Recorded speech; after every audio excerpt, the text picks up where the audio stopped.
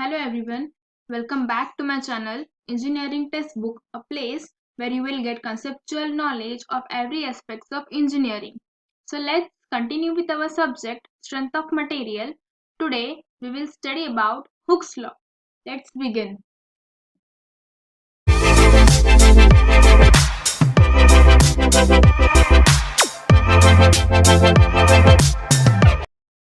What is Hooke's law? Let us try to understand the basic of Hooke's law. Looking around us, we constantly ask ourselves questions such as: is this rubber band elastic? Is the pair of jeans stretchable?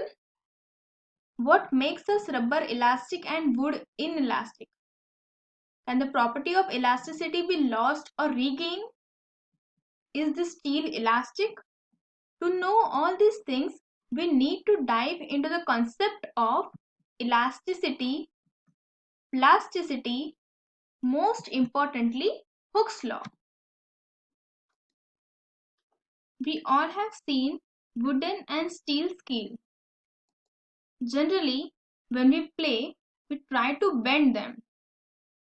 When we try to bend the wooden scale, it bends a little bit for a second, but in the next second, it snaps and gets broken. Now, it will stay like that forever. Well, in layman's term, it is plasticity. But in other cases, when we try to bend a steel scale, it bends quite easily, and when we remove force on its end, it regains its original shape and size, that is elasticity. Hooke's law basic terms. Before understanding Hooke's law, we need to understand some basic properties of it. Elasticity. It is the ability of material to regain its shape and size after removal of external applied load or force to its original shape and size after deformation. For example, steel cable. Plasticity. It is the ability of material to take the deformed shape after application of external load or force, that is, stay deformed permanently. For example, plastic.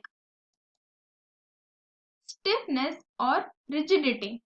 It is the ability of material to give resistance to the deformation under action of external applied force. All metal deform under load, but it is their resistance which is offered that is important, and it is measured by Young's modulus within elastic limit. If that material deforms less, such material is considered of having high stiffness. Resilience. It is the ability of material to absorb the energy when it is deformed elastically and release the same when that load is removed.